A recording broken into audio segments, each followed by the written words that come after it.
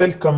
മുഹമ്മദ് നബി സല്ലല്ലാഹു അലൈഹി വസല്ലമയുടെ പ്രിയപ്പെട്ട വളർത്തുമകൻ സെയ്ദ് ഇബ്നു ഹാരിസ റളിയല്ലാഹു അൻഹു ഒരിക്കൽ ദീർഘദൂര യാത്ര ചെയ്യുകയായിരുന്നു.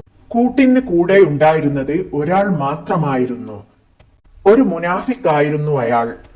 പുറമെ വിശ്വാസം നടിക്കുകയും ഉള്ളിൽ കപടത ഒളിപ്പിച്ചു വെക്കുകയും ചെയ്യുന്ന ഒരാളായിരുന്നു അയാൾ. യാത്രക്കിടയിൽ ക്ഷീണം മാറ്റാനായി അവർ ഒരിടത്ത് വിശ്രമിക്കാൻ തീരുമാനിച്ചു. സയ്യിദ് റളിയല്ലാഹു അൻഹു അഗാധമായ നിദ്രയിലാണെന്ന് മനസ്സിലാക്കിയ ആ കപട വിശ്വാസി തന്റെ ക്രൂരമായ പദ്ധതി നടപ്പിലാക്കാൻ ഒരുങ്ങി. അയാൾ സെയ്ദ് തങ്ങളുടെ കൈകാലുകൾ വരിഞ്ഞു മുറുക്കി. ഞെട്ടി ഉണർന്നു നോക്കിയ അദ്ദേഹം കാണുന്നത് തന്നെ വധിക്കാനായിട്ട് വാളോങ്ങി നിൽക്കുന്ന സഹയാത്രികനെയാണ്. അമ്പരപ്പോടെ ആ സഹാബി ചോദിച്ചു, നിങ്ങൾ എന്തിനാണ് എന്നെ വധിക്കുന്നത്? ഞാൻ നിങ്ങളോട് ഒരു ദ്രോഹവും ഇതുവരെ ചെയ്തിട്ടില്ലല്ലോ. നീ എനിക്ക് ഒരു ദ്രോഹവും ചെയ്തിട്ടില്ല, അത് ശരി തന്നെയാണ്. പക്ഷെ നീ മുഹമ്മദിനെ അതിരറ്റ് സ്നേഹിക്കുന്നു, ഞാനോ അദ്ദേഹത്തെ അങ്ങേയറ്റം വെറുക്കുന്നു. അതുകൊണ്ടാണ് ഞാൻ നിന്നെ കൊല്ലുന്നത്. ഒന്ന് അനങ്ങാൻ പോലും കഴിയാത്ത വിധം ബന്ധിതനായ ആ സഹാബി തന്റെ ആ നിസ്സഹായ അവസ്ഥയിൽ അള്ളാഹുവിനോട് ഹൃദയമൊരുക്കി പ്രാർത്ഥിച്ചു. അള്ളാഹുവേ, നീ എന്നെ സഹായിക്കണമേ. ആ ദുഷ്ടൻ സെയ്ദിനെ വെട്ടാനായി വാളോങ്ങിയ നിമിഷം എവിടെ നിന്നോ ഒരു മുഴങ്ങിയ ശബ്ദം കേട്ടു. നിനക്ക് നാശം, നീ അയാളെ കൊല്ലരുത്. ഭയന്നു പോയ അയാൾ വാതിൽ തുറന്ന് പുറത്തിറങ്ങി നോക്കിയെങ്കിലും ഇരുട്ടല്ലാതെ ഒന്നും അയാൾ കണ്ടില്ല. തന്റെ തോന്നലാണെന്ന് കരുതി അയാൾ വീണ്ടും സെയ്ദിനു നേരെ വാളോങ്ങി. അപ്പോഴതാ വീണ്ടും ശബ്ദം, നിനക്ക് നാശം, നീ കൊല്ലരുത്.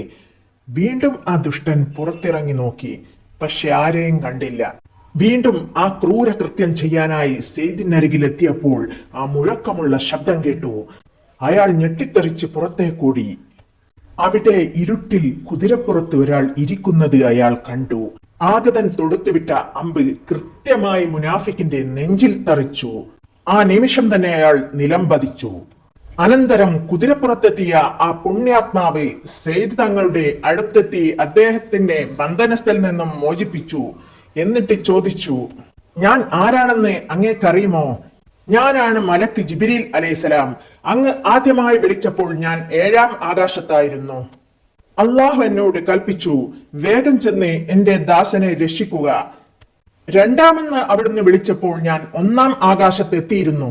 3-ാമതും വിളിച്ചപ്പോൾ ഞാൻ വീടിന്റെ തൊട്ടരികിലെത്തി. നബി തിരുമേനി ജീവന് തുല്യം സ്നേഹിച്ച ആ അനുചരനെ അള്ളാഹുവും അത്രമേൽ സ്നേഹിച്ചിരുന്നു.